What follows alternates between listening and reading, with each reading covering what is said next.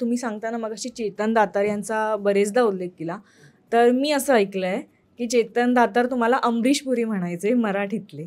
तर मला आवडेल त्याचा मागचा किस्सा ऐकायला. किस्सा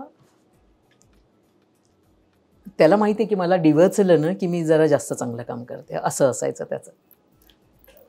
म्हणजे दिग्दर्शक म्हणजे आपल्याशी गोड बोलूनच वागणारा असेल असं नाही आहे. ठरवून काही चुका काढणारा किंवा ठरवून त्याला माहीत होतं की माझा स्वभाव काय आहे, की हिला जरा डिवचलं ना तरी बेटर काम करते, असं एक त्याचं गणित होतं वेगळं. त्यामुळे त्याचं आणि माझं आमचं केवढं सख्य होतं तरी आमचं तेवढा वादही होता. कारण मी त्याला नेहमी म्हणायचे की जेव्हा काही बेटर अपॉर्च्युनिटी येईल तेव्हा तू बरोबर मला विसरतोयस किंवा तू करत नाही आहेस किंवा काय, असं व्हायचं ओव्हरऑल. तर त्याने आम्ही एक पंडित रवींद्रनाथ टागोर यांच्या कवितेवर आधारित एक दीर्घांक करत होतो. तर ते करत असताना आधी सुरुवातीला खूप पात्र होती, 14-15 पात्र होती. आणि मग त्या ह्याच्यात विविध पद्धतीने तो मांडत होता की ते नृत्य काव्य असेल अमुक तमुक. त्यामुळे रिहर्सलचा 2-2.5 महिन्यांचा कालावधी, पण ठीक आहे मला ते परवडत होतं. कारण का संध्याकाळनंतर एक लिहूनच होतं, पण मी येणार तेवढ्या तालमी. त्यात एक असं होतं, फूलों में फूल चमेली नरगिस बड़ी रसीली, गजरे सुहाने ले लो ले लो ले लो ले लो, दो फूल जानी ले लो दो फूल जानी ले लो. हे असं होतं. मला म्हणाला हे तू गायचंस. म्हटलं अरे आपलं असं काही ठरलं नव्हतं. नाही नाही हे तू गायचंस.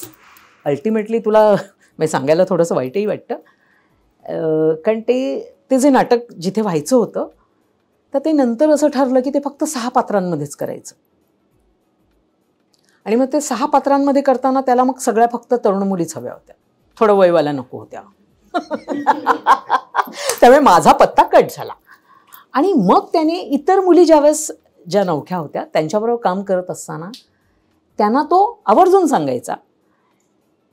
मला तोंडावर तो म्हणाला नव्हता हे जे वाक्य आता तू म्हणालीस आहे, तो आवर्जून म्हणायचा की अरे ती तालीम करत नव्हती का आपल्याबरोबर इतके दिवस, ते वापरायचं, ते सगळं करायचं तुम्ही, कळलं का. मग कोणीतरी त्याला म्हटलं तिलाच का नाही वगैरे.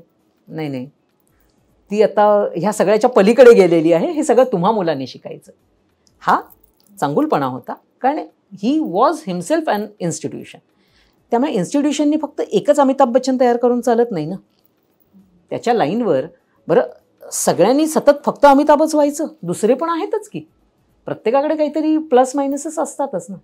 तर ज्यावेळेस माझ्या कबड्डी नाटकाचं यश जे होतं ना, तर त्या यशाच्या वेळेला तेव्हा तो मला म्हणालेला हे वाक्य जे तू म्हणालंस ना, की कारण त्याच्यामध्ये आज विनय सरांचा आवाज तुम्हाला सगळ्यांना ऐकून तरी माहिती असेल, प्रत्यक्षात काही बघितलं असाल नसाल, तर त्यामुळे ते पण त्यांच्या आवाजासाठी प्रसिद्ध होते. तर ह्याचं म्हणणं असं होतं की तू भी कुछ कम नाही आहे, कारण तू आमच्या बरोबरीने एक एक्सपेरिमेंटल थिएटर करणारे, कारण ओम पुरी काय अमरीश पुरी काय ही सगळी सत्यदेव दुबेंकडेच शिकलेली सगळीजणं होती. म्हणजे त्यांनी त्यांच्या वयाच्या 55व्या वर्षी पण एक्सपेरिमेंटल केलं आणि स्ट्रगल केलंच. सगळ्यांना यश हे नंतरच मिळालेलं आहे. सो हे एक आणखीन तुझ्या एका प्रश्नाचं उत्तर आहे की उत्तरोत्तर मिळणारं जे यश आहे हे जास्त असं तयार आंबा जो पिकलेला असतो ना, तो किती जास्त चांगला लागतो ना झाडावरच पिकलेला, तसं आहे ते. त्यामुळे तेव्हा त्याने ह्या गोष्टीचा उल्लेख केलेला आहे की अरे तुझी ओळख आहे ना, तुझी ओळख ही सगळीकडे अशी झाली पाहिजे की आज अमरीश पुरी बोलायला लागल्यानंतर कसे बाकीचे सगळेजण गप्प बसतात, भले ते कबुतरांना दाणे देत असताना पण ते ज्या पद्धतीने बोलतात, त्यामुळे तुझं लोक ऐकून घेणार and people will listen to you, अशा अर्थाने ते होतं. मराठी मनोरंजन सृष्टीमधील मालिका, चित्रपट, नाटक तसेच कलाकारांबद्दलच्या नवीन अपडेट्स जाणून घेण्यासाठी नक्की सबस्क्राईब करा इट्स मज्जा मराठी या आपल्या नवीन यूट्यूब चॅनलला.